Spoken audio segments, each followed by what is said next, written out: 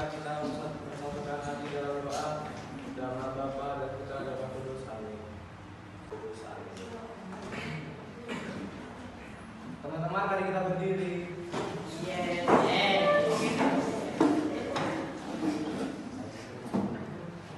Ya, tadi Ibu sudah membagikan kepada kalian kertas. Ya, di kertas ini silakan kalian tuliskan perasaan apa yang sedang kalian alami saat ini atau yang kalian rasakan. Silakan kalian hentikan sejenak aktivitas kalian supaya kalian bisa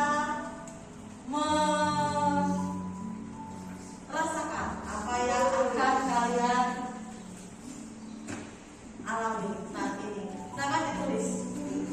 Ya, kalau sudah dituliskan, silakan ditempelkan di sini.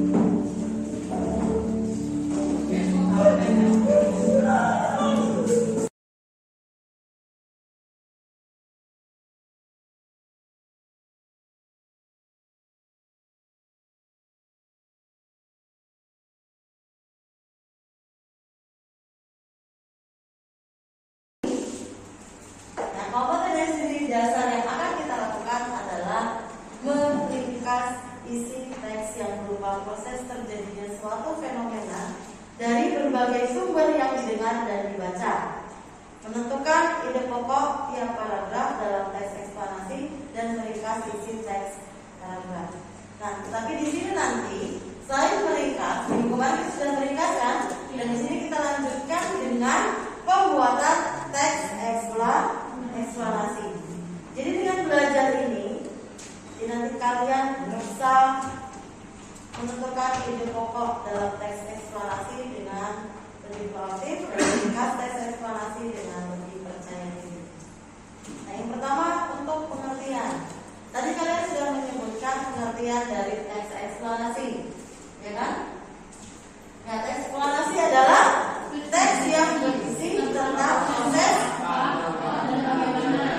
kejadian alam,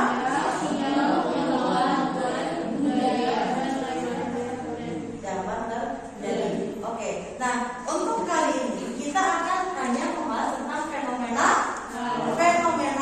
alam. Bagaimana sih suatu fenomena alam itu terjadi? Ya, suatu kejadian baik di dalam alam maupun kejadian sosial yang terjadi di sekitar kita selalu memiliki hubungan sebab akibat, dan semuanya pasti memiliki yang namanya proses.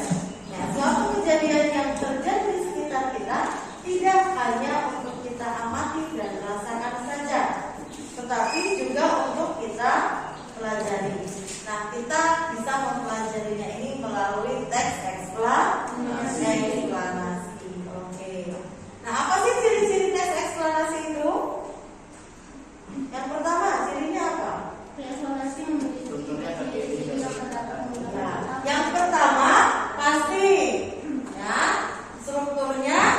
Yang pertama, pernyataan umum, urutan sebab akibat atau deretan peristiwa. Kemudian yang ketiga, interpretasi. Kemudian ciri yang kedua, memuat informasi berdasarkan fakta atau bersifat faktual. Faktual itu maksudnya gimana? Informasi bersifat ilmiah. Iya, fakta-fakta yang ditampilkan di situ bersifat ilmiah atau ya, sains dan lainnya. Dan terakhir memiliki kaidah kebahasaan. Nah, kaidah kebahasaan nanti akan kita bahas setelah kita membahas struktur. Struktur tadi ada berapa strukturnya? Ada 3. Struktur yang pertama, pernyataan umum. Apa itu pernyataan umum? Berisi statement. Ya, berisi statement atau pernyataan umum tentang suatu topik, ya, yang akan dijelaskan melalui proses tadi. Kemudian yang kedua ada urutan sebab akibat. Isinya apa?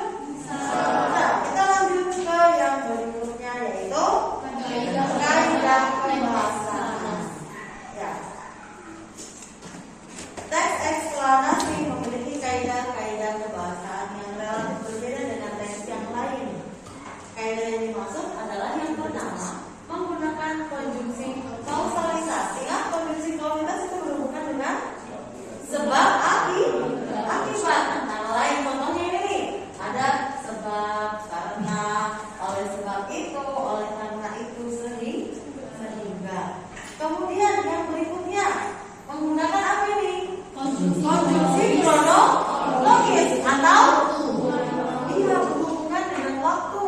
Konjungsi yang dipakai apa? Kemudian, lalu, setelah itu, pada akhirnya. Kemudian yang ketiga, menggunakan kata benda yang merujuk pada jenis fenomena, bukannya pada kata ganti fenomena. Ya, kata ganti yang dimaksud misalnya ada Bandung, ya, kemudian gerhana, kesenian daerah, perkembangan budaya dan lain sebagainya. Yang terakhir, di dalam teks itu sering dijumpai kata apa? Tesis atau beristilahan sesuai dengan topik yang dibahas.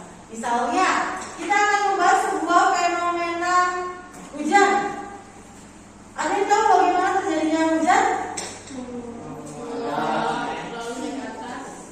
Ada di laut, airnya menguap, kemudian naik ke atas awan, menjadi sebuah awan, kemudian turun. Hujan. Apakah sesederhana itu? Tidak. Ada yang namanya siklus. Siklus apa namanya? Siklus hujan. Siklus air. Ada yang tahu? Proses terjadinya hujan itu karena adanya suatu siklus. Namanya siklus apa? Udah pernah baca? Pernah baca? Ya, namanya proses hidrologis. Nah, proses hidrologis itu kan sebuah istilah. Ya, proses hidrologis itu yang menyebabkan terjadinya hujan. Oke, untuk kaidah kebahasan ada yang mau ditanyakan? Sudah. Oh tidak, kita lanjut. Langkah-langkah menulis teks eksplanasi. Karena tujuan akhirnya kita akan membuat sebuah teks eksplanasi, maka ada langkah-langkah yang harus dipahami. Ya. Langkah yang pertama, cobalah untuk observasi peristiwa-peristiwa yang terjadi di sekitar kamu dan tentukan topik. Peristiwa-peristiwa alam. Dalam waktu dekat ini nih, kebetulan kemarin ada sebuah fenomena alam yang membuat suatu wilayah itu mengalami bencana. Ada yang tahu? Apa? Iya, gempa. Gempa di mana? Di Turki. Kekuatannya berapa? 7,8 hebat. Berarti kalian melihat berita ya? Berita. Jadi lihat bukan hanya film-film, tetapi berita juga harus dilihat ya. Ya, itu ada sebuah fenomena gempa. Bagaimana sih gempa itu terjadi? Nanti kalian bisa baca-baca. Kalian boleh mencari peristiwa-peristiwa apa saja yang terjadi di sekitar kita. Ya. Kemudian yang kedua, amati peristiwa yang kau pilih sebagai topik dalam teks eksplanasi. Ya. Di sini mengamatinya caranya tidak kamu melihat gempa, tidak kamu melihat tsunami, tidak harus seperti itu. Tetapi bisa menggunakan media lainnya, bisa menggunakan video, juga nanti bisa mencari browsing di internet atau di majalah dan surat kabar. Oke. Kemudian kumpulkan data dan catat semua urutan peristiwa yang terjadi. Ini berhubungan dengan apa? Proses. Kemudian urutkan data yang kau dapatkan sesuai dengan struktur atau perangkat teks eksplanasi. Kau strukturnya tadi ingat ada berapa? 3. Ada 3. Oke. Kemudian yang terakhir baru susunlah teks eksplanasi dengan baik dan benar. Oke. Sebelum kita menulis, di sini ada sebuah tsunami. Tsunami merupakan gelombang air laut besar yang dipicu oleh pusaran air bawah laut karena pergeseran lempeng, tanah longsor, erupsi gunung berapi, atau jatuhnya meteor. Gempa yang disebabkan pergerakan dasar laut atau pergeseran lempeng yang paling sering menimbulkan tsunami. Proses terjadinya tsunami. Titik gempa pada bagian lempeng bumi terjadi patahan yang menyebabkan dasar laut tarik dan mendorong volume air ke atas.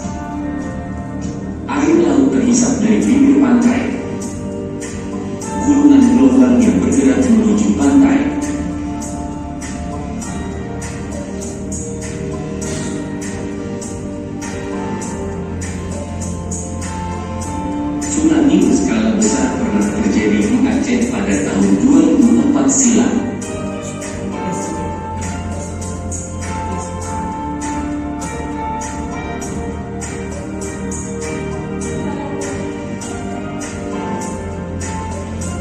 Terima kasih. Ya, kita adalah simulasi terjadinya tsunami. Ya, nanti kalian bisa mencari dari juga fenomena-fenomena alam yang lainnya. Nah, kemarin di pertemuan sebelumnya itu sudah membagi kalian menjadi beberapa kelompok kecil. Sudah? Ya, dari beberapa kelompok kecil ini nanti kalian akan berdiskusi bersama untuk menentukan apa yang akan kalian buat, fenomena alam apa yang akan kalian pilih menjadi sebuah teks eksplanasi. Nah, dalam kegiatan ini Ibu mengizinkan kalian untuk menggunakan gadget kalian sebagai alat bantu untuk pembuatan teks eksplanasi ini, di mana alat yang kalian gunakan itu benar-benar digunakan untuk mencari referensi-referensi di internet untuk menunjang proses pembuatan kalian. Ya, nah untuk bentuk pembuatannya nanti silakan kalian bentuk sesuai dengan keinginan kelompok masing-masing, bentuknya seperti apa dan sekreatif mungkin. Jelas? Ya. Kalau sudah jelas, silakan kalian diskusikan kepada temannya untuk penentuan dari. Di sini ada lembar kerja. Kalian bisa nanti membuatnya di sini. Ya, di sini juga sudah ada tempatnya. Nanti silakan kalian tulis di sini untuk menuliskan hasil dari teks eksplanasi yang kalian buat. Oke? Ya. Jadi di sini nanti ada tahap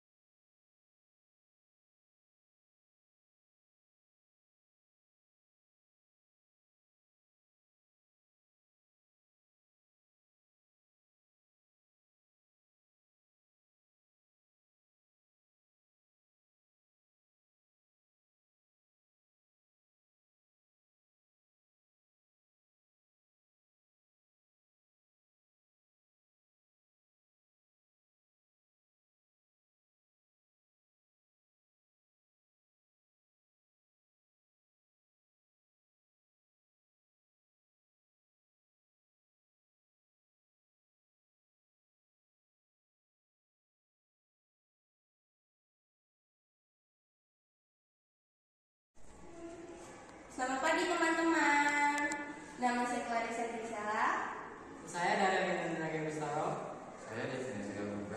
Dan saya Indra Trisela. Kami dari kelompok 3 ingin mempresentasikan hasil tentang teks eksplanasi kami yang berjudul Pelangi.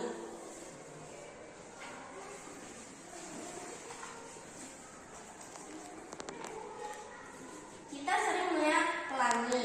Pelangi atau bilalala ialah fenomena alami yang tampak sebab ada cahaya matahari yang terbias. Karena pembiasan itu terlihat 7 warna pada pelangi. 7 warna itu bersatu, bersebelahan, dan terlihat melengkung setengah lingkaran. Di fisika, kita tahu pelangi juga mengalami gejala optik. Bentuk pelangi bisa dianggap seperti busur, tetapi masing-masing ujungnya menuju pada titik yang berbeda. Titik berbeda itu dinamakan titik horizon yang timbul saat hujan ringan turun. Sering juga kita lihat pelangi tampak di air terjun yang deras mengalir. Timbulnya pelangi dikarenakan pembiasan serta penyimpangan cahaya yang sedang menjauhi partikel. Ini seperti fenomena matahari terbenam. Langit tampak berwarna jingga sebab sinar matahari harus melewati lapisan atmosfer yang lebih tebal dibanding yang dilewati pada siang hari. Di sini, langit terbentuk dari cahaya matahari yang melewati titik hujan itu karena pembiasan cahaya putih ini. Warna terurai menjadi beberapa warna spektrum. Lalu fenomena alam berupa pelangi bila dilihat ketika hujan saat sinar matahari datang dan arah berlawanan tempat kita memandang. Pengamat harus ada di tengah posisi matahari serta tetesan air hujan